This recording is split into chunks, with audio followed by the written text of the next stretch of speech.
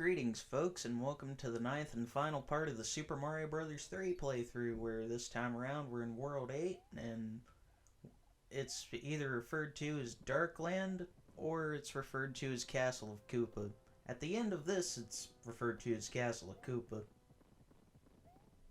But I guess some people refer to it as Darkland. Anyway, the world map makes it look like we're going through hell, but it's mostly just Bowser's slew of tanks, ships, and airships that we gotta deal with on the way to the castle, where he has the princess. We gotta rescue the princess, which is standard plot in most Mario games. So yeah, at the end of World 7 in the last part, we got that letter from Bowser, and it said, "Dear pesky plumbers." Actually, it didn't say that, it said, "Yo!" But anyway, he captured the princess while we were rescuing the magic wands for the other 7 worlds, and this plot of rescuing the princess kind of takes more of a backseat in the game because of that. Because of being introduced at the end. Because of pretty much being introduced at the end of the game. But yeah, World 8's pretty much just tanks, ships, and more ships, and all of these levels are auto-scrollers, and all of them can be pretty easy to get through, but some of them, for me, aren't, and the ones that aren't, I just decided to use power-ups to my advantage for, which that's what the power-ups are there for. What kind of power-up we getting from this boomerang, bro? Oof. Just a star. But anyway, we'll move on to the next ship here. Which, whenever I was a kid, I always thought the water kind of looked like chocolate milk. This ship is sailing the seas of chocolate milk. But you gotta deal with more bombs, cannonballs, and those enemies that I didn't know the name of until right before I hit record. Those are rocky wrenches. They are moles that throw wrenches at you. Which I never really was sure what those were. I wasn't sure if he was throwing wrenches or bones. But you can actually get up under the ship. You can swim up under the ship and skip all this stuff. I just, for the legitimate sake of the playthrough, I wanted to not do that. You gotta look out for them giant cannonballs.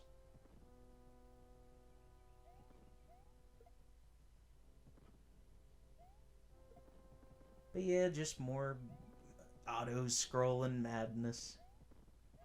Good stuff. Very good stuff. Whenever I was a kid, I always used to take all the warp whistles, because I know where they all are, and I would just skip to World 8. Beat the game as quickly as I could. So I've actually spent a lot of time in World 8.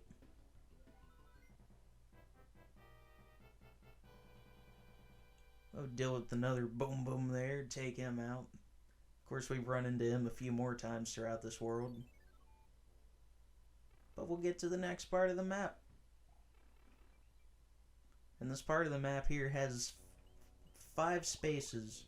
On each odd-numbered space, there is a level that either you can go to manually or a giant hand will just pull you into the level.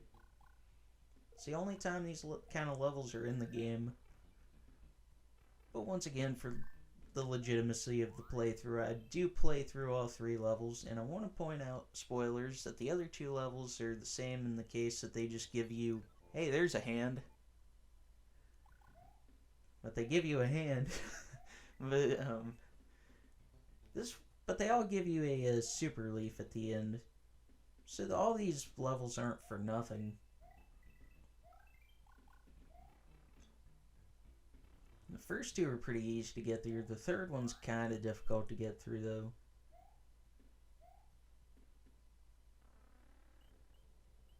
And as you see, you can just... sometimes those hands will just show up whenever they feel like it. You can skip past the level if you really wanted to. But I decided not to, of course. But yeah, you gotta look out for all these freaking cheap cheeps launching at you. They're just all like, cheap, cheap, cheap, cheap. But you gotta deal with all these freaking cheap cheeps, and but now those aren't a problem, and we'll open this treasure chest and get that third super leaf. And there's another ship there. But this one's basically just a fleet of tiny ships. I don't really know how it works. Some of them are just like little platforms floating in the air with... I guess some of those bullet bill... those things that look similar to the bullet bill cannons, they're spewing those flames, and I'm guessing those are kind of like propelling the ships. But yeah, I decided to break out a P-Wing for this level because I hadn't used one in a while, and I feel like this is one of those levels that I can definitely use a P-Wing for. Although it's not that difficult, really.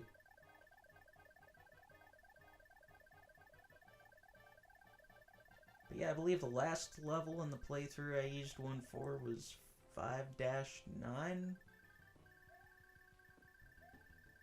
Deal with another boom boom. And now we're not gonna deal with him. Having a P-Wing definitely makes it easier. Didn't you see he could have sprouted wings and launched himself? That part of the map that it clears, I don't think it really goes anywhere. And here we see the first technical level in the game, 8-1. And this one's pretty cool just because I like what's going on with the nighttime and the forest, which seems kind of out of place considering all the lava and darkness, and well, I guess the nighttime doesn't really seem out of place, but the fact that there's trees and greenery definitely does.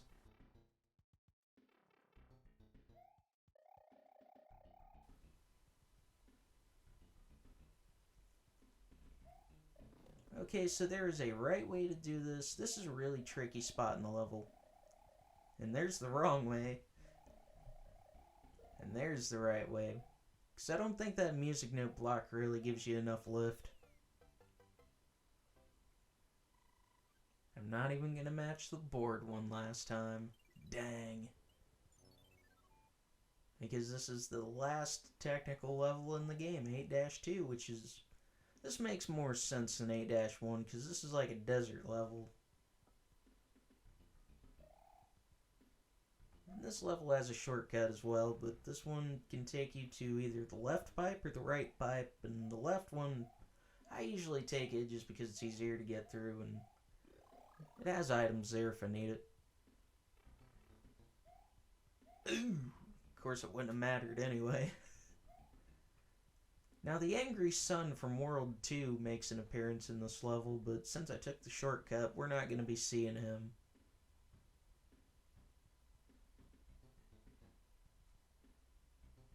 Not today, Angry Sun.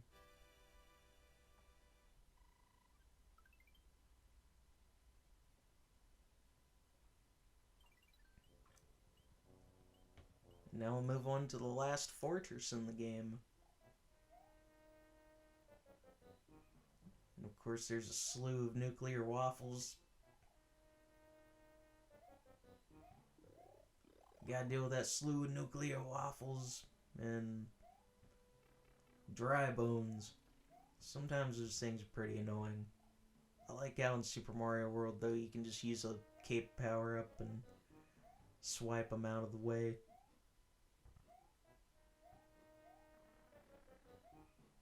You want to look out on these platforms here because they're kind of like the conveyor belts in Sonic 2. You just gotta watch how you're moving on them.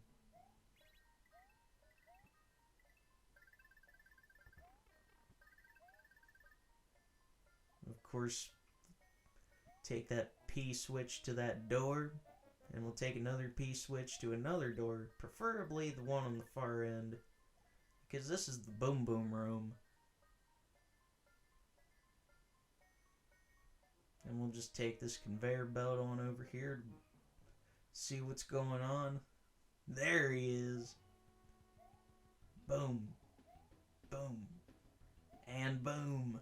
There he is. No more. Except for I think I gotta deal with him one more time.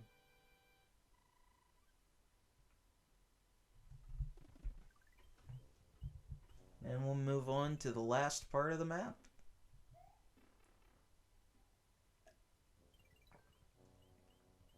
Which is a series of tanks, but I'm gonna take another P-Wing and just fly above all of it.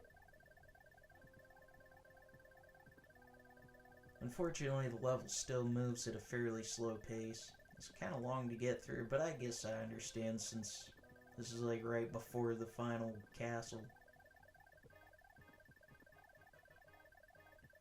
But because it chugs along so slowly and there's plenty of stuff getting thrown at you, you might as well just kind of take a P-Wing and just fly above it all.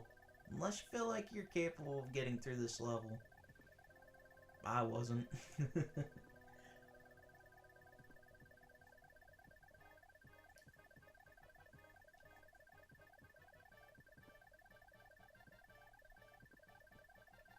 But yeah,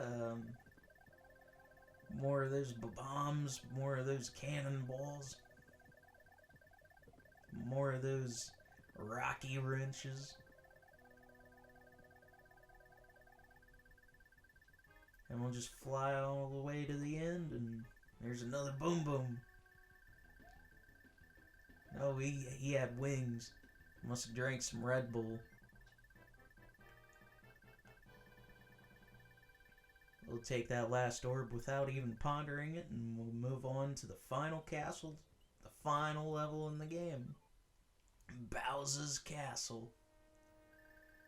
Ooh, right off the bat I get hit by a laser beam.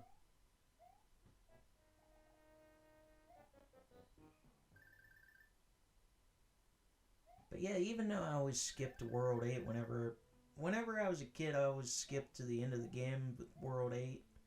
And even though I always tried to get through the game as quickly as it could, you still, even by skipping to World 8, you still have to deal with all the ships and everything.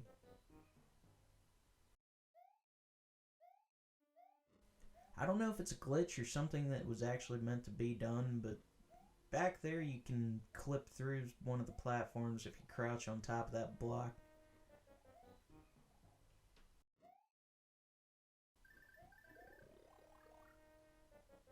It's actually a lot harder to do than I recall it being.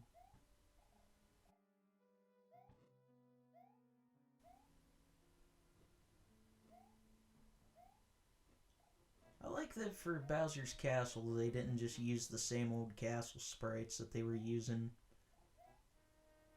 They built new walls, a new backdrop. And most of the floor that isn't copper colored is the checkerboard, indicating that this is all going on the stage show still.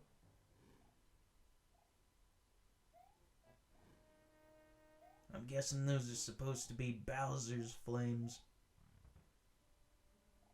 Because here he is. The final showdown with King Bowser Koopa himself. And he's actually a pretty easy final boss. You just gotta watch out for his fire, and then you gotta stand in a certain spot and just let him keep smashing the blocks down and try not to get hit.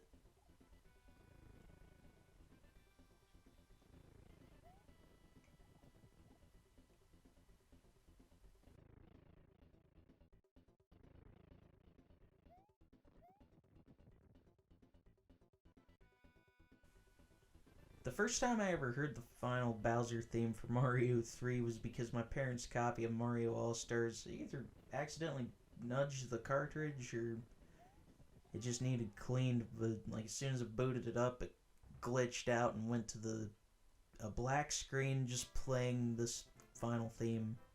But anyways, that's gonna do it for the final showdown with Bowser, and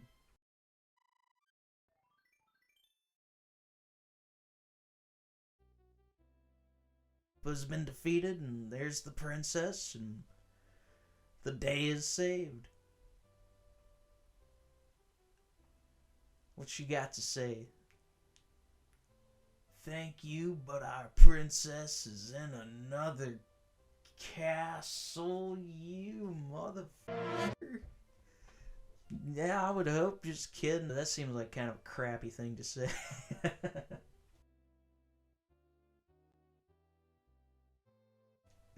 But anyways, the curtains go down on the stage, and instead of getting your typical credits or character roll call, you get the names of the worlds with a picture of the map next to it. Because there we had Grassland, Desert Hill,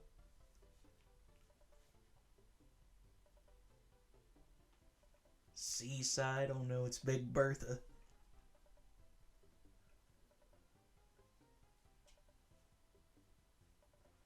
Big Island, the sky,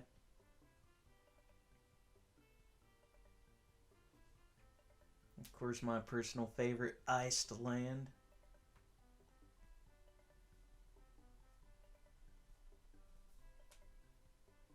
and of course the Pipe Maze. And there's Castle of Koopa, also known as Darkland, also known as Hell, I guess.